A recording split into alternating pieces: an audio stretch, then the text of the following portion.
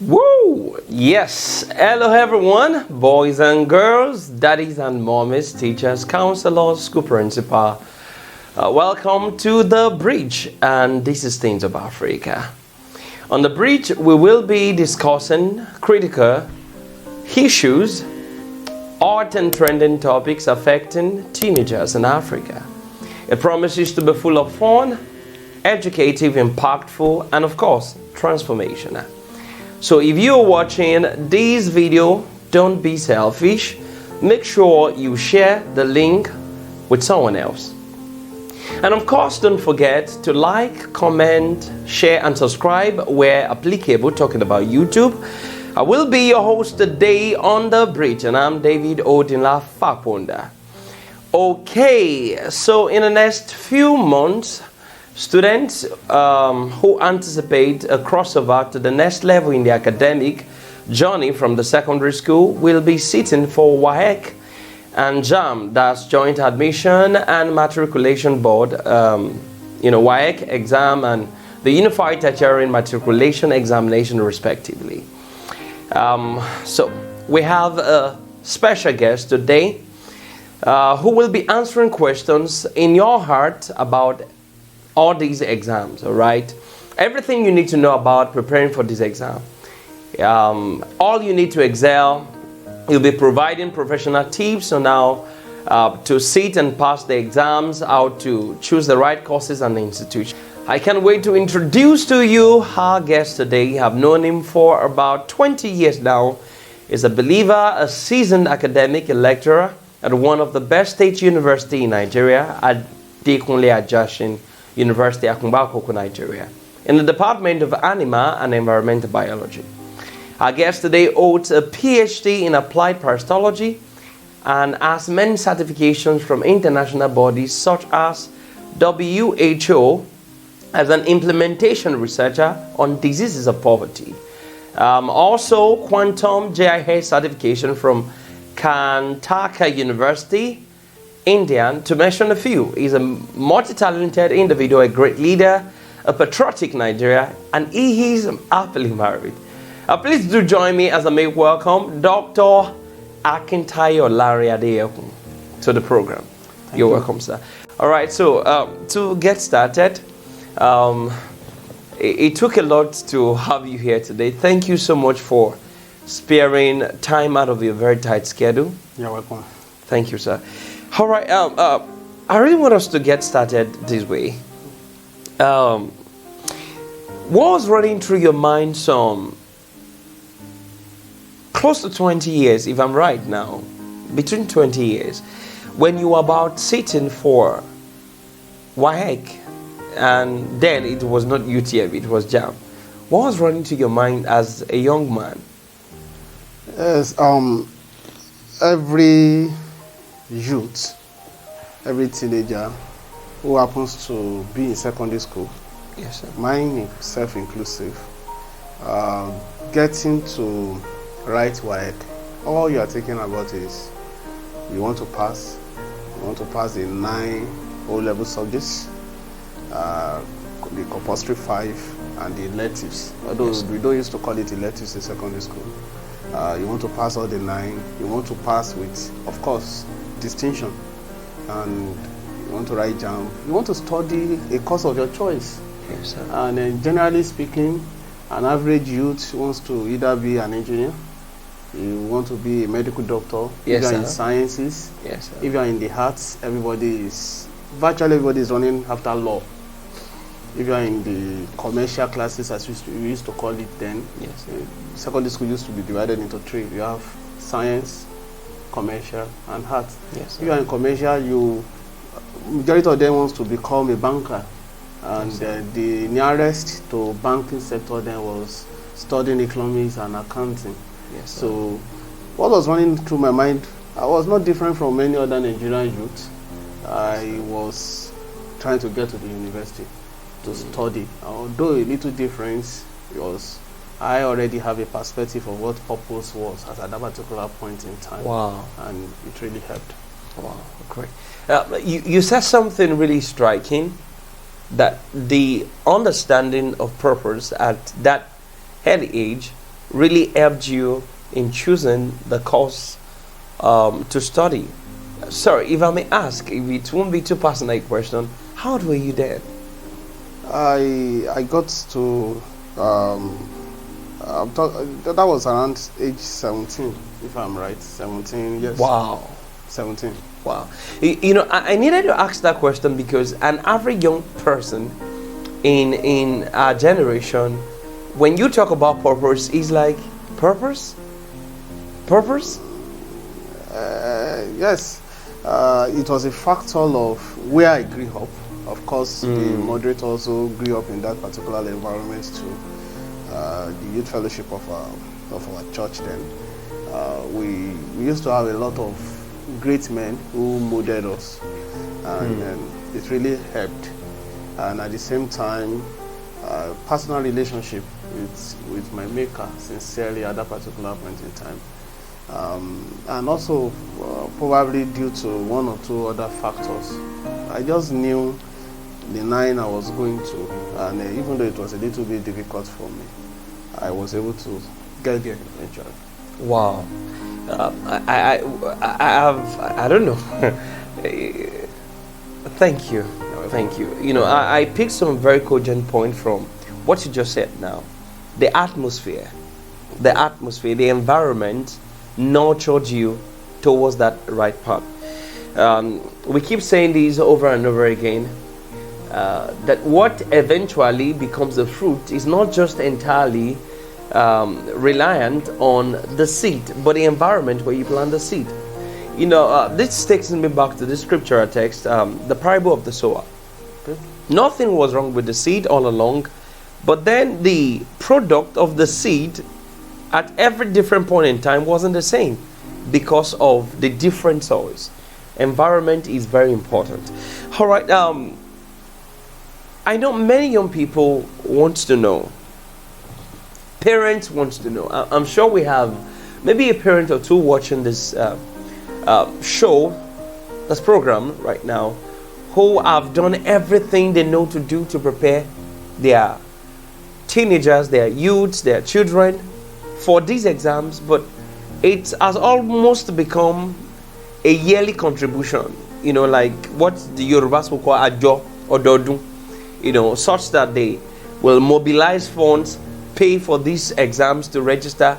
But then the story is the same. The kids won't just get all their papers, the kids won't just get the best of the grades needed to get them to the next level. Not just to study just any course, but the course of their choice. So I'm sure many people really want to know, why do students prepare so hard? We know that if a student didn't prepare, that student has prepared to fail. But why do students sometimes galvanize all of their energies? They read, they go for summer lessons and all of that, but then the story turns out still to be the same. If I get you right, you are asking why do students fail? Yes. Even after it appeared they have read for the exams. There's a difference between reading and reading right. I've come to realize over the years that examination bodies have patterns. They have ways of asking questions. Yes, sir. And they have syllabus. Yes, sir. You can't be reading something that is not in the syllabus of a particular examination body and you expect them to set question from that particular area. It's not possible. I could remember when I was writing my O-level, that year, the West African Examination Council brought in a lot of things that were hitherto not in the syllabus before us. And people that did not have access to the syllabus actually failed woefully because they didn't read what the examination body wanted them to read. That is the first one. The second thing is interest. There's a difference between preparing a kid, a student for examination. Somebody may be interested in the arts, all in the name that you want the boy to end up as a medical doctor. You force him to be in the sciences.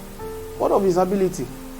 I'm not saying the people in the arts and humanities are less intelligent, yes, but sir. The sincere truth is that they are more intelligent in some other areas than people in science. So you don't force them to come and pick up things from the sciences or something from the arts. when they are supposed to be in another place. And how did they even answer the questions is another thing. So there are a lot of factors that comes into this. How prepared they were before the examination, not 2-3 weeks before the examination. Let me give you a story.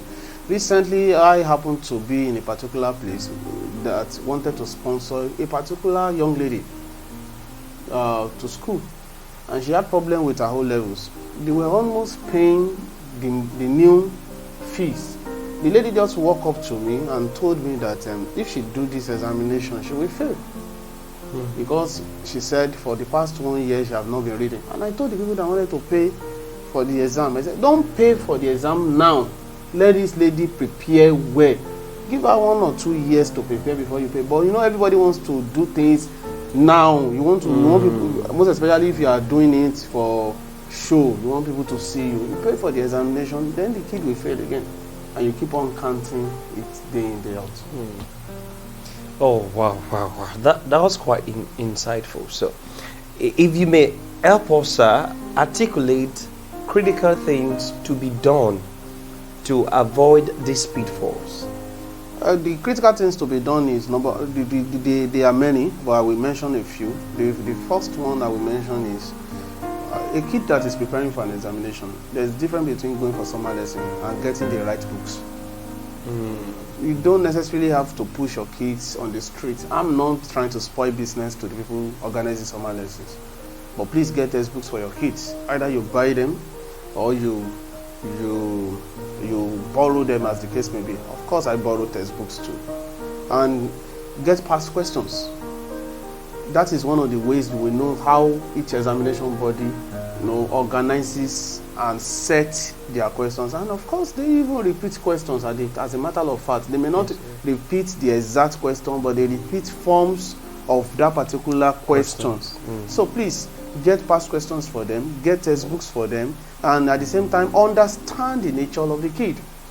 I could remember when I was preparing for my O level, the person I was staying with at that particular point in time wanted to force me to be bathing every night before I start reading. And I tried it like 2 times. I discovered that once I have my bath, I sleep till the next morning. That's just it. I will just go to bed and that will be the next morning. So I stopped it. It became a kind of a quarrel between us. But I stood my ground. Ma, if I do this, I will not do well. So please don't let me bathe every night. So what am I trying to say is that understand the nature of that kid. Who is the kid? When can he or she read? And what are the assimilation patterns of the kid? We are all looking at things and we understand it. Some people, you have to hammer it into their ears over and over again before they understand it. Some people, they don't even need to pick it up. Once you just say it to their ears, it sticks. So understand the kid. And permit me to say, don't compare them. You may have 2, 3 of them with you. Don't say, this was the way your elder sister did it. This was the way your elder brother did it. It will not work like that. The sincere truth is that the elder sister did it that way doesn't mean the kid will be able to cope.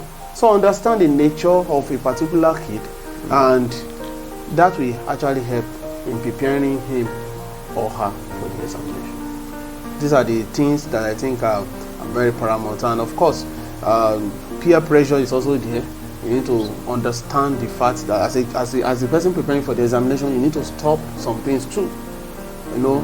Peer pressure, and during our own time, it used to be peer pressure. You go out, you go and play. Some people go and play game in the various places. But now it's phone, television, and there are some channels on our cable televisions now. All these series channels. Some people will sit down for 24 hours. All these things will not allow you to read. It will take the place of your understanding and a place of comprehension. So you have to understand yourself. You have to sacrifice a lot of things. Sacrifice your pleasure. You understand? Nothing good comes easy. If it's good and it's coming easy to you, then it's not good. You have a part to play. You have some sacrifices to make. So you have to understand that about you have to tell that to the youths, the kids preparing for the examination. And lastly on that, you yourself, don't compare yourself to mediocres. I've always been saying it, and I will say it again. I don't have friends that are not better than me. I don't. If I keep you as my friend, that means there's something I am learning in your life, either as a believer, either in the secular world where I work, or wherever I find myself as a leader. I keep friends that I have one or two things to pick in their life, and they are also picking something in my life. So if you are keeping friends that are mediocres, if your friends are a group of people that are failures, sorry to use that language, then you will also end up like them. There are some kids today that doesn't believe you can pass O-level. They don't believe it. And you keep people like that as your friends, you will never believe it too. Some people, if you tell them that you pass examination, you show them your result, they will tell you, where did you go to do it? They don't believe you can sit down in your own secondary school or places like that and pass. So when you have people like that around you, then you will never progress. So keep people that can push you, let me use that word, to excel, to succeed, and to get better in life. Thank you. Thank you so much. I want to say that you ended this whole discourse on the last question on a very important point, which I believe is focusing majorly on mindset. I want to ask, I don't really believe that it's only the students that suffer from this kind of mindset. I think sometimes parents are implicated also. So I want to know, and I believe everyone watching wants to know, how do we help change the orientation of parents, the mindset of parents, to believe that their kids can actually sit for exams by themselves, pass the exam by themselves, without going to miracle centers, as they will call it? Okay, talking about miracle center, you mean places where people go to and somebody will sit for examination for them? Exactly. Okay. I will say that this world is so corrupt now that is the order of the world, and people pay to pass examinations. People, young kids, will go to secluded villages. Some of them will not even go. They call it non-appearance. They will not go, and they will bring the results to them eventually. The best way to stop that particular behavior, like I said earlier on, is believing in yourself. It's fundamentally, it means you don't believe in yourself. It means you don't believe you can do anything good in your life. If you believe you can do something good in your life, then you will not listen to the voice of mediocres around you telling you that you cannot pass until you go to such centers. You have schools around you.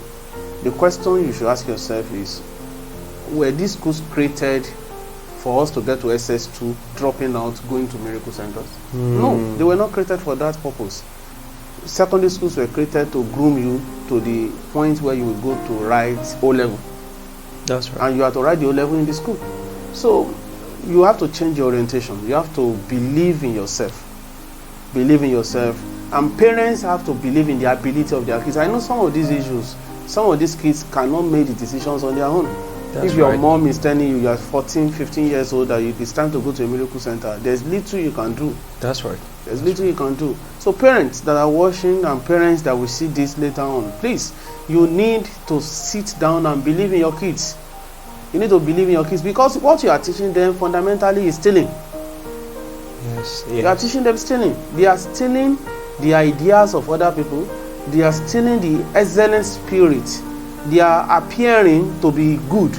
I can remember in those days, some people will come, when I was in 100 level, a lot of people came with 5 distinctions in their own level, 6 distinctions in their own level, and they dropped out when they were in 100 level. Why? They couldn't defend the O-level result. They couldn't. So please, you need to believe in the ability of your kids. You need to, and you need to, like I said earlier on, you need to listen to the voice of people that are better.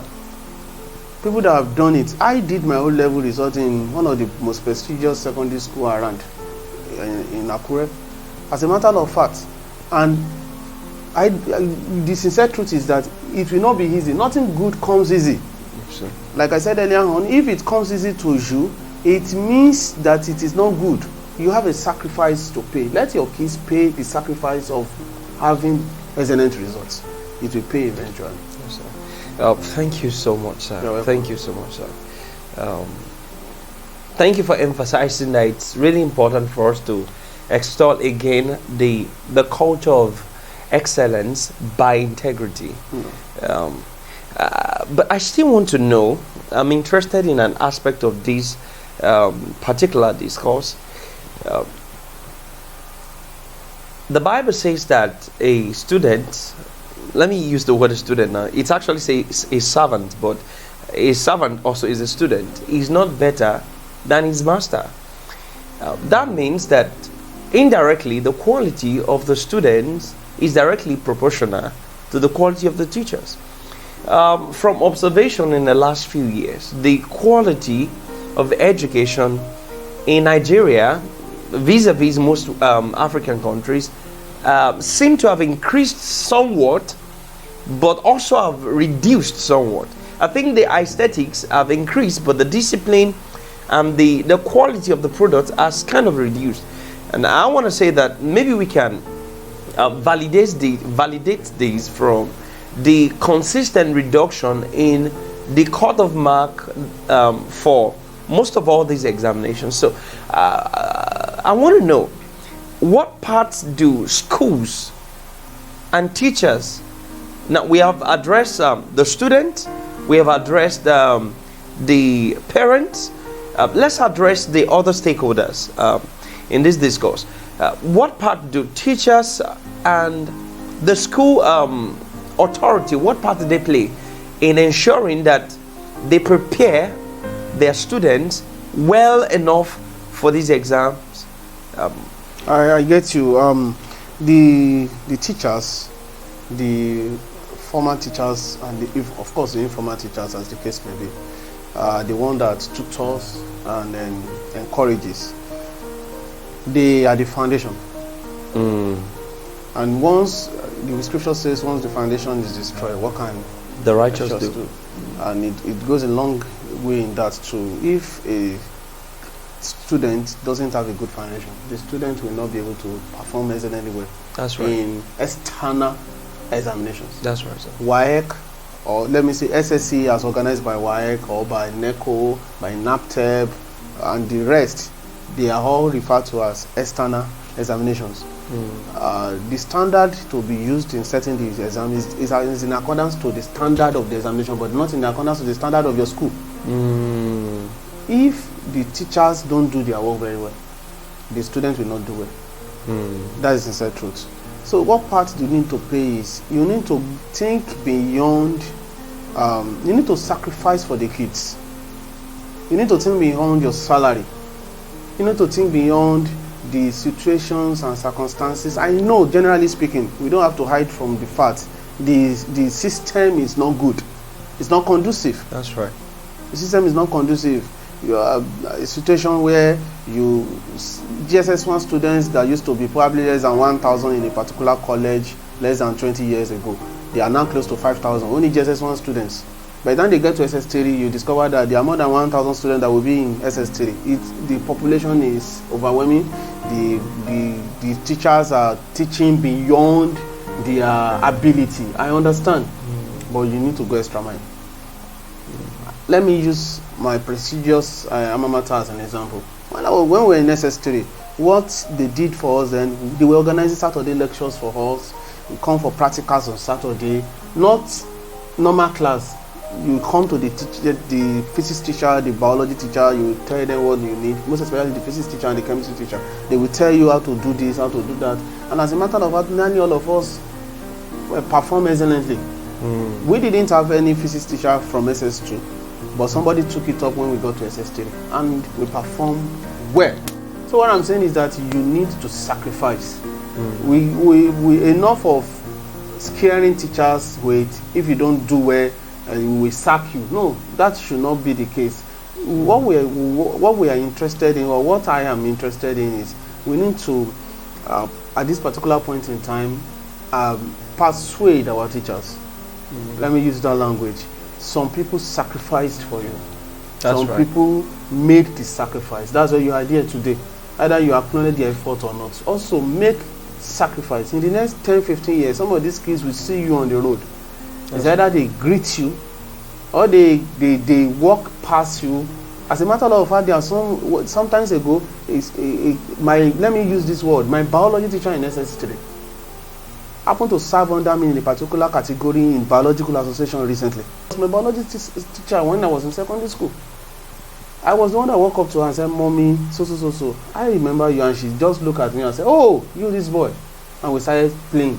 And everybody there were looking at me. I said, "Yes, she was my teacher." So I wouldn't be practicing what I'm practicing today if this woman did not do well. Yeah. So please, what I'm saying is that we need to come down to that level. You need to sacrifice. Schools need to think beyond revenue generation. You need to know that you need to think about the future of the kids in your school and how they can be better in the future. So that's basically it. Thank you so much. I remember, I think it's about 6 months ago. I don't want to mention. I went to one of the government offices in the state, and I overheard a conversation. It was surrounding exams. I was surprised to hear what I heard. So I want to know, it's glaring that if there are miracle centers as claimed, that means there are loopholes within the system. And I strongly believe that until we seal these loopholes, some students will never sit up to read.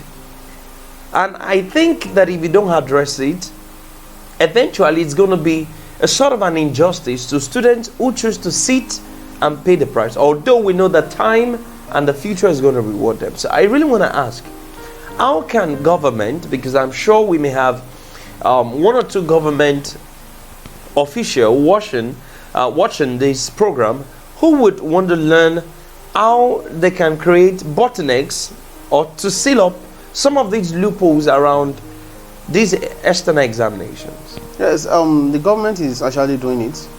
I could remember that let me use the Universal Tertiary Examination as an example. There was a particular time it was PCE and UME. That's right. Later on, I think around 2007 or thereabouts, it was merged to be UME. And today, things are now computerized. You cannot register in 2 places at the same time. In those days, people will register in 3, 4 places. You understand? And people will register for examinations, and they will sit down. The person that wants to bring in the answers will register too. Is the one sitting in front, you are sitting at the back. We used to hear about a lot of issues, but it's not like that today. Today, if you are doing GCE, which is the private O-level of any of these examination bodies, I can say of Waec and Neco, you just go and buy the scratch card. That we bought the scratch card together doesn't mean we'll be posted to the same center. That's right. The same thing goes for JAMB. In those days, if we buy the form together, we submit it together. Most especially if you are in my front and at your back or like that. As we follow each other like that, all of us will be in the same center. Wow. But today, you can buy your form. As a matter of fact, I can remember a younger sister of ours. She was posted to Niger State. She's not a graduate. She bought the form in Akure. That may be extreme anyway, but they posted her out. So where I'm going is, government is also looking at how to seal up these loopholes, and these are the best ways to do it. Digitalizing the system, and looking at how, for example, let me give you an example. When I was doing my own O-level, they will give you 5, 6 specimens in biology, and then once you have access to the specimens, and there's no way you won't have access to the specimens, because most especially you will see your teachers buying the materials, and you just go and read around the materials, and that's how it used to be. But today, I know these examination bodies will bring in close to 20 specimens, and they will ask questions on probably 5 or 6. So even if a student is going to go and read all the specimens, he or she will still have to do a lot of work, a lot of reading. So these are the ways the government have been, because I don't want it to sound as if the government is not doing anything. These are the ways the government have been. But we can still do more. We can still do more. For example, like you know, Waec and JAM used to be written. That's you right. will shade. That's right. During my own time, I did it at Fashari Grammar School. You will shade. But now it's computer based. What of if O level is also like that? What of if O level is computer based? There's nothing impossible. If anybody tells principals that retire in 90s that JAM will be like this now, some people will not believe it. That's true. But That's today JAM is like that. So what I'm saying is that we can do more. We are progressing. And we get there. And lastly on that, recently I was so happy when I think it was Neco or Waec that came up with names of schools that have been banned. All these miracle centers, they ban these schools. Once they discover your school is a miracle center, you discover that these agencies will ban that school. That school will not be able to sit for that examination for a particular period of time or period of years. So these are the things that have been done. And one of the issues we are having is because of this issue of educational less privileged states. States are not developing at the same pace. That's right. There are some states that are a little bit, or let me say, some are a little bit backward than others. Some are extremely backward in comparison to others. Where I served, where I did my youth service in those days, that state, permit me to say with due respect, is extremely backward. And these are places people run to as loopholes. When they get there, they know that even if I score 35 over 100, it will account to C in this particular state. If you score it in other states, it will not be like that. So people understand the loopholes of these states. Also, we just clamor for development of the nation in all ramification. You understand? How can somebody score 4 over 100 in a particular state and you admit that kid into a federal school? And somebody scored 200 and something in another state, the person is not able to be admitted because our own state is regarded as educationally less privileged state, while your own state is called educationally privileged state. Wow. So which means invariably, if I want to have my way, I will go and do my exam in that particular state. That's true. These are the issues. People travel to the far north and some places in the south to do their what do you call it? Their UTME, and they will score less than 200 and they will be admitted to some courses that you cannot be admitted to in the south. So these are the issues we have. Thank you very much. Wow, this is quite insightful. I'm sure many people are hearing some of these things for the first time. You can hope to expect more of this insightful conversation on the bridge. I want to believe that the ultimate essence of sitting for these exams is so that students can progress to the next level in the academic journey. One of such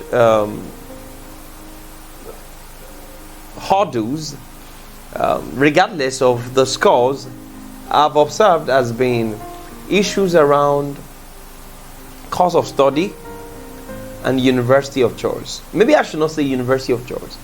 I should rather say tertiary institution. Maybe before I ask that question, what's really the concept around monotechnics, polytechnics, and the university? Regardless of the policies of the government, I observe that there is still this unspoken discrimination around some arms, or should I say some types of this tertiary institution. What's your take on that, sir? Let me quickly answer that. In the original concept, a monotechnic is different from a polytechnic. A polytechnic is different from a university. As a matter of fact, a university is even different from a special university. I understand that the government of the land is trying to create bridge between the certificates coming from these institutions. But as a matter of fact, in the original concept, monotechnics are meant to train people in specific areas. To get diploma certifications. in specific areas. For example, College of Agriculture is meant to train you as a technician, as a Greek technician, as an animal extension worker in your little area. The institution is only meant to study agriculture. You understand? Why polytechnics is not only agriculture. We have many of them in the country today. Monotechnics. For example, College of Agriculture is a monotechnic. College of Education is a monotechnic. It's to train specifically people for teaching. That is College of Education. That's why they go for teaching practices as if they are going to the backyard, and they are very good in doing it. That is College of Education for you. We also have College of Commerce, College of this, College of that, different parts of the country. Polytechnic is to train middlemen. They are more or less referred to as technologists. Permit me to say, lest I forget, that you attend any of these schools doesn't mean you are inferior to anybody. Doesn't mean, and that doesn't mean you cannot be better than somebody that attended the best university in the world. You understand? So nobody needs to feel inferior to the other. But Polytechnic is meant to train middlemen. What do we call that? They are meant to train technologists, people that are leaders of the technicians. That is what you are meant to be. And that is why if you study engineering in the Polytechnic, they call you, I think they call them technician or something. It's meant to train these people, like I mentioned. While university is meant to train administrators. University is meant to train administrators.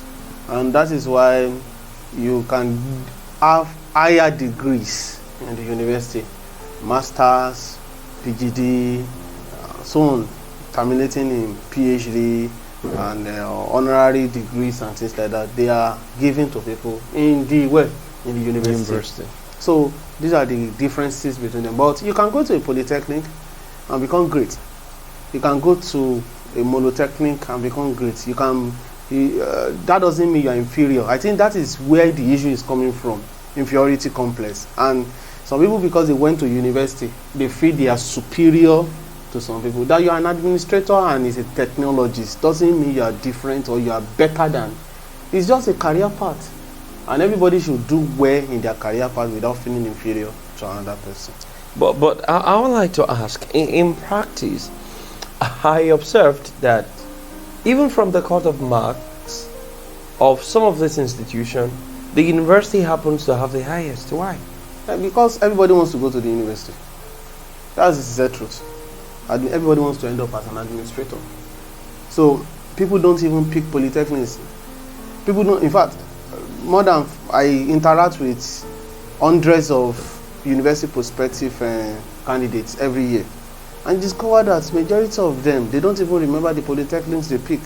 You know, you in your UTME, you are meant to pick university, you are meant to pick polytechnic, you are meant to pick a college or an institution. Some people don't even remember the ones they pick. They only know, I am picking so university this year. And once they now score below probably 180, you now ask them, okay, which polytechnic did you pick? They can't even remember. Polytechnics also wants to have good cut-off marks, assuming that you have more than 2,000 people that pick a particular polytechnic and they score above 250. Don't you think the polytechnic will feel somehow? And they will also increase their cut-off mark. But because people don't want to come there, they have been relegated as second citizen. It has been like that from ages. During our own time, you pick UME form. If you fail, you go and pick PC. If you fail UME form, if you pick UME and you discover that you score less than the cut-off mark for a particular university you want to go to, majority of them will quickly go and pick PC. In fact, the way the board organized it in those days, the result for UME will come out before the closure for the result for the form. PC, because people will not pick the PCA form. Hardly will you see somebody that deliberately will go and pick PCA form. Almost everybody picks UME form, and eventually they will go and pick PCA form. And all of them, some of them will even be cajoled. So we say we do direct entry before they will go and pick it. So that's just the major issue. Wow, wow, wow. Okay, so having addressed that aspect, can you please enlighten us on the critical things to consider before you choose a course and before you choose a university? Okay, let's pick it one by one. Let's start from the head, the university. Before you pick any higher institution of learning, you have to consider a lot of things.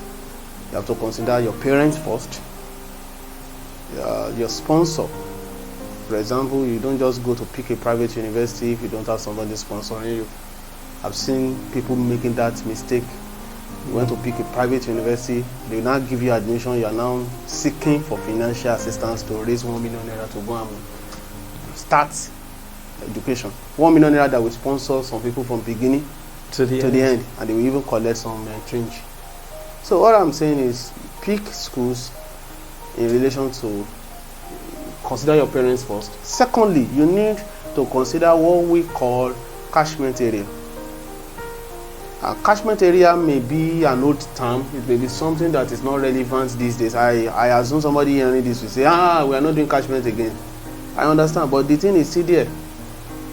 It's still there. For example, if you are brought up in the southwestern part of the country, why don't you look for school around your area? It's good to explore. It's good to go far. But ask yourself questions. Is this school in my area of catchment? Those are the things you have to consider first. And then also, you have to consider the university you are going. Do they even offer the course you want to go and do? You understand? Do they offer the course you want to go and do? You don't just pick school because you have a friend in your secondary school that says he wants to go and study there, and you feel like, I don't want to lose my friend. You now follow, you do jolly follow them come. How did they say that thing? You just follow your friend to the place. No, pick a school that you know that, okay, they are doing this course here. And talking about the course to pick too, like I told you earlier on, purpose come into being. And I hope I'm addressing children of purpose. It's not too early, neither it's too late for you to sit down and ask questions about purpose. Let me shock you, let me tell you the truth. I knew I'm going to lecture medical students as far back as when I was in SS2. God told me directly. It was very glaring and very clear. When Youth Forum Fellowship that day, I can't remember the circumstances again, but I knew God told me that, Guy, my brother, my son, you are going to lecture people in the medicals. It was not clear to me. I started running after medicine and surgery, because that is the only thing that has meaning to me. If somebody tells me that I'm going to do this, and it was when I got my admission that the whole thing now has meaning to me. From my first degree, I went to study applied parasitology at master's degree level, and things like that. The day I stood up in University of Port Harcourt to address medical personnel in a particular breakthrough study that we did, that was when I knew, okay, this is what God is saying. And today, I know the value of medical entomology, applied parasitology, and the rest. We do research and we do medical research. So where am I going with all this is that understand your purpose. I'm not here to teach you how to know your purpose. But please, I know probably the body thinks we come up with that probably later on. Understanding your purpose will go a long way to help you in picking courses to study. That you are going to study biology, you are going to study chemistry, doesn't mean you are inferior to anybody if you know where you are heading. And the other thing I want to talk about is, generally speaking, please don't go beyond your ability. Don't go beyond your ability. Don't run the race of somebody else.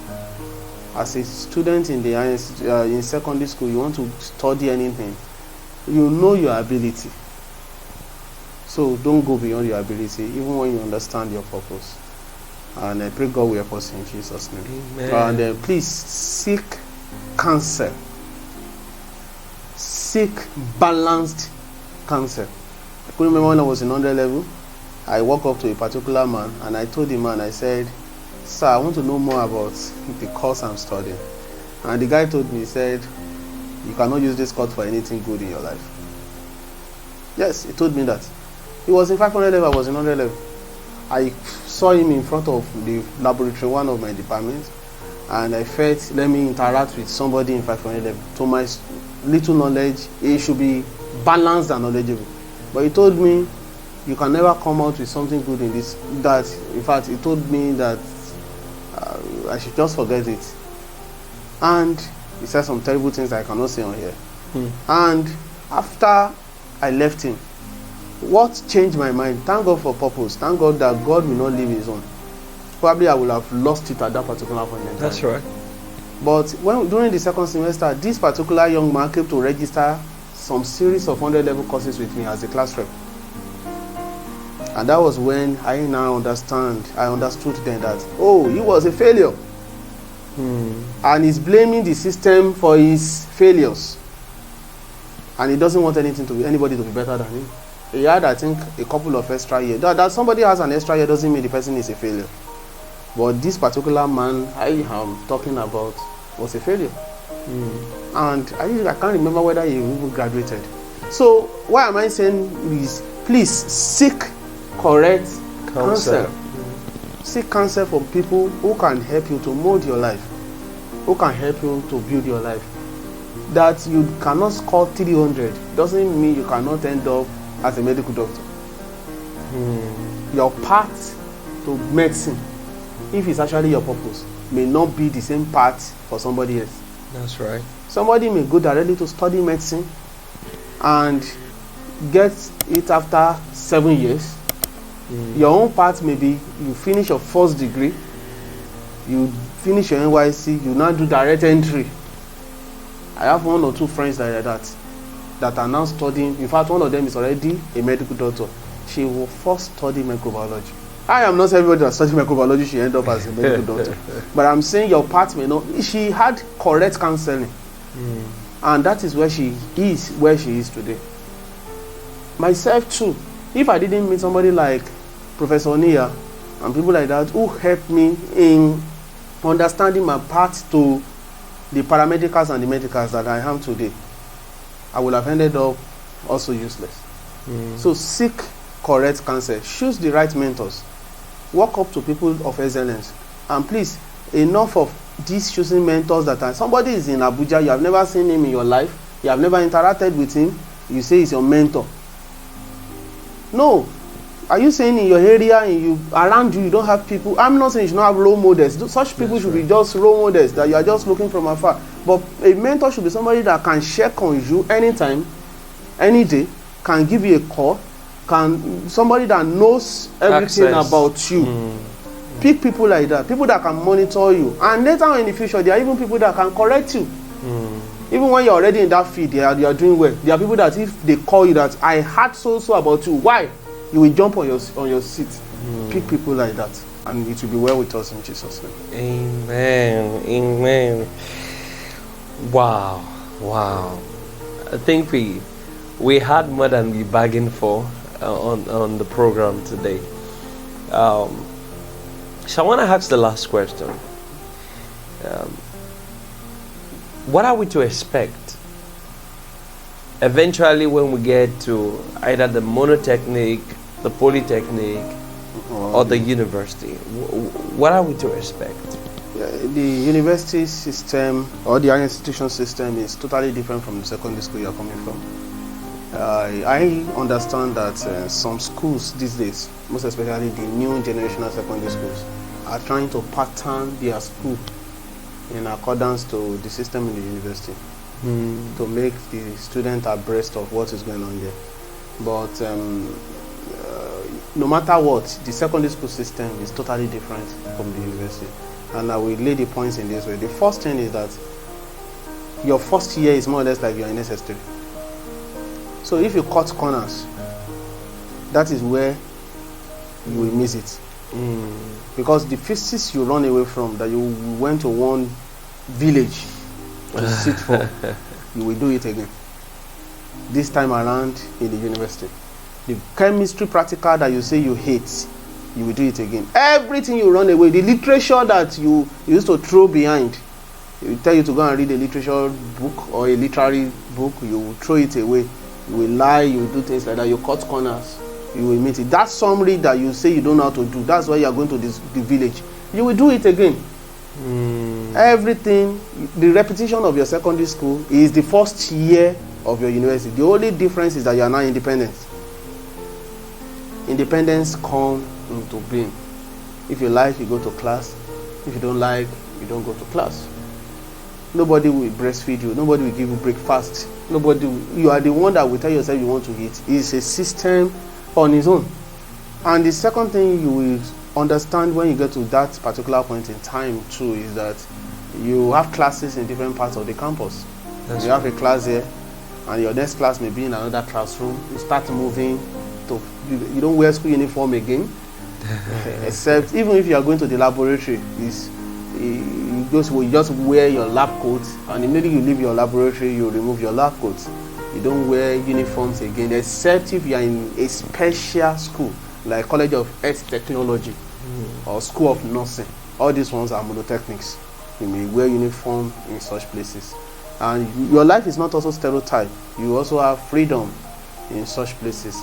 And also the one of the things I want to mention is that GP now comes into place. That is what we call grade point average, and the cumulative of it is cumulative grade point average. What invariably it means is every A, every B, every C, every D, every E, and every F has impact in playing the kind of certificate you get in this school. Whether you are going to have a first class, whether you have to second class upper, second class lower, third class in some sectors, some places they have cancelled third class, some places they still use it, pass, fail of the system. Whatever the grading system they are using, your every A, whatever course you are doing. So don't say it's not my core course. It will not add to whatever I'm going to get out of this. No, even if the course is an elective course, even if the course is whatever you call it in your institution, if as long as you sit for the course, you do the exam, or technically speaking, you do the trip, you go to the field trip, and it's graded. Those courses, they have parts to play in whatever certificate. You see, when you see people today, they go for convocations, you see they will say, so person has a first class, so person has a second class upper, so person has a third class. It's as a result of all the grades they have been getting from 100 level to the end. And also, you have freedom. There are clubs in university, in our institutions generally. We have clubs. They have various bodies. The fellowships are there. They have a lot of different, organizations. You have freedom in joining anyone. And it's not all organizations that are good for you.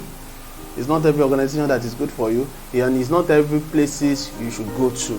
So these are the expectations you will get when you get to an institution. And lastly on that, you see different lecturers of different character. You see different lecturers of different behavior. They come, they teach you, and they go away. Unlike secondary school where your teachers may be permanently around you. You know Uncle so, you know these ones, some old professors, they don't even want to see you in their offices. Not because they are wicked, but because they have their life to live. Once they teach you, they go into research work.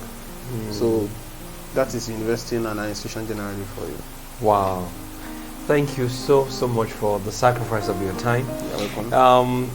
Didn't really plan to ask this, but it just popped up in my heart. Just popped up in my mind.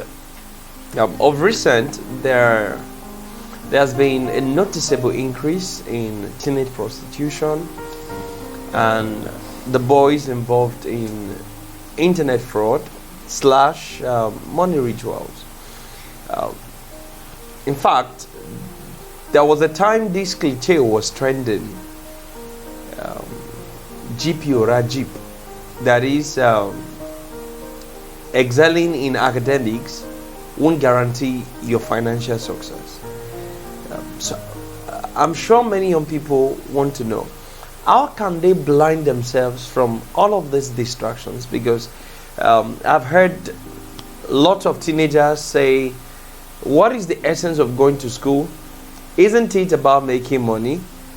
I'm making all the money now, so why trouble myself to sit for all these exams? In fact, they believe it's people, some teenagers, some youths believe that it is teenagers or youths who has slim chances of success that invest time into studies.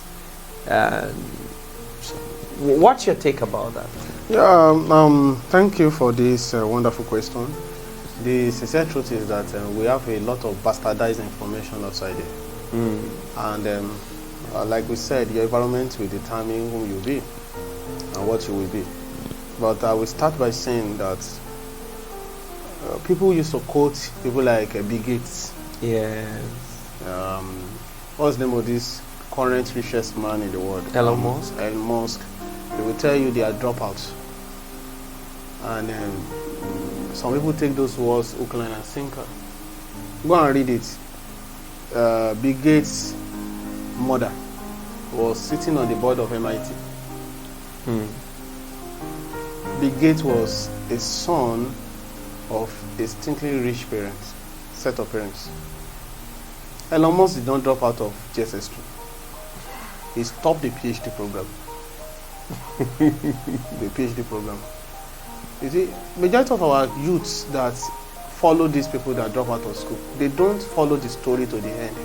That's right. Somebody will tell you that Wale Soyinka had a top class. Wale Soyinka went back to UK and started all over again and had the first class.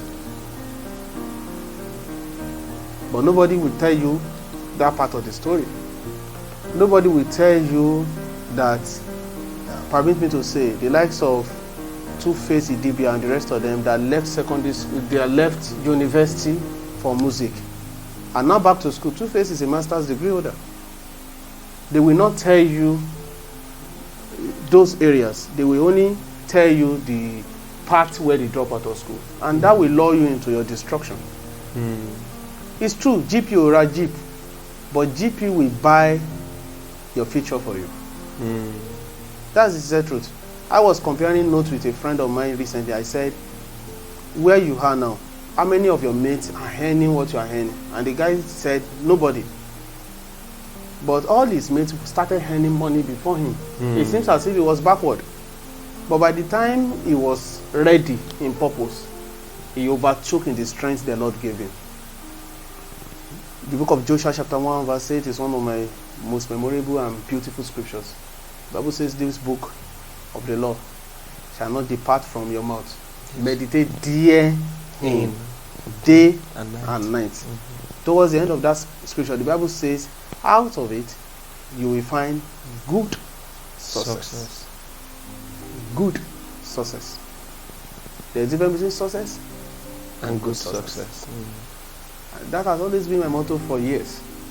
Yes, people may be involved in frauds, be involved in a lot of things. I'm a university teacher. We see them, we see what they do. Some of them will even abuse you. No problem. You see, the Yorubas will say, permit me to say this. I know some of us are not Yorubas, but permit me to say, Yorubas will say, "Ìgbẹ̀yìn ló máa ń yé olóko àdá." Let me try to put that in English. That if you go to the farm with a blunt cutlass and you start working with it, somebody that has a good cutlass, when he finishes his own work and he's greeting you, "Good night, my friend," that is when you know that you have come to waste your time. You see, you will understand. You see, anybody that goes into all these fraudulent things, give them 10 years, give them 5 years, you will see the end results. It's not always good. And permit me to say, money ritual and the rest of it, it may not be scientifically proved, but it is real. People do it. And right. It's not just starting. People have been doing it. I could remember when I was in primary school, they used to kidnap albinos in those days. They used to kidnap people with dreads, natural dreads. The Yorubas call them dada. They used to kidnap a lot of people. They used to kidnap people that have hunchback. The Yorubas call them abuke. They used to do a lot of money rituals in those days, but it used to be people that are advanced in age. All of a sudden, the advanced people in age don't do rituals again these days. It's now the younger generations. It's just The devil is just playing with the destiny of people. It seems as if these older people don't want to do ritual again. So let me throw it to the younger ones. And they are doing it. And they are dying in mass. That's true. And their destiny is being destroyed in mass. So if you are there, my younger brother, my younger sister, all you are thinking about is money, money, money. You see, money is not everything to excel. Yes, sir. Do your best. Get to the top.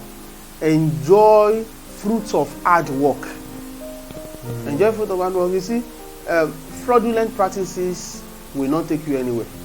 That's true. I understand our nature as human beings that you feel somehow, somebody that is not as brilliant as you are, and that will take you into this. You see, destiny is different from each other.